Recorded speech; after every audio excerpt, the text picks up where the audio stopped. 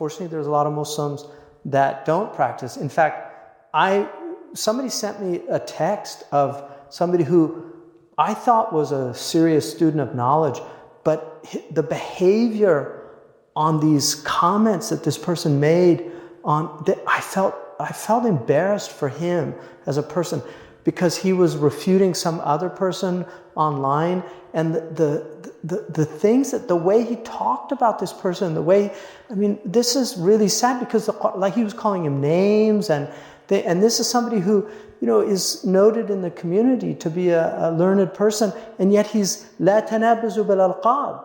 Allah says in the 49th chapter, don't call each other names. It's prohibited to do that, to make fun of people, to call, some people, they say terrible names about people. They'll take Yusuf and make it like doofus, because they don't like a person.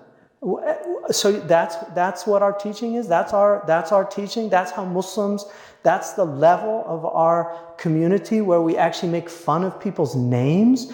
مَا لَكُمْ كَيْفَ تَحْكُمُونَ? What's going on? And so that's an example where the Quran says, do not call people names. So if you're calling people names, you're not practicing the Quran. There's a hadith that says maybe a man's reciting the Quran and the Quran is cursing him. Because the Quran says, لَعْنَةُ اللَّهِ عَلَى الْكَاذِبِينَ, God damn the liars. So you're telling lies, and then the Quran, you're reading Quran, but the Quran's telling you that you're damned because you're a liar. So there are many, many examples of that, of just not acting according to the Quran. وَقُولُوا لِلنَّاسِ حُسْنًا. Speak beautifully to people. Even the Christians, Allah says, لَا تَسُبُّ الَّذِينَ يَدْعُونَ مِن دُونِ اللَّهِ. Don't curse the idols of those who worship other than Allah. Don't make fun of Hindu idols. I saw somebody, in one of the Gulf states, they were selling, it's the idol that, the Ganesh. The Hindus personify abundance in Ganesh, and that's why you see it in Hindu restaurants and things like that. They put it there because it's like it's going to bring them success, worldly success, and things like that. So this was a Muslim lady who saw this, and she was in the store and she took it and smashed it.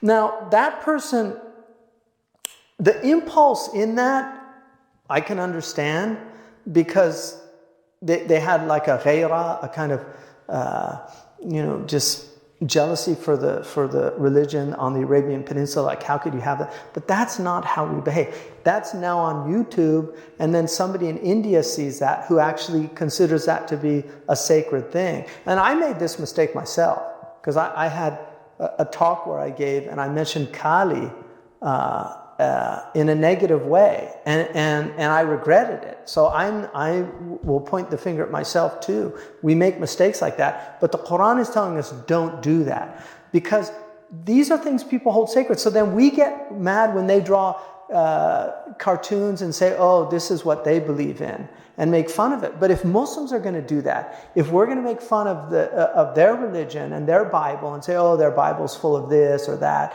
or we're going to mock the Buddha or mock if Muslims are going to do that, then don't expect them to respect our religion. We have to have mutual respect, and that's what the Quran says. In fact, if you look at those verses, which are quite amazing, they're really stunning. Allah subhanahu wa ta'ala says that He has made each ummah, that their actions appear good to them.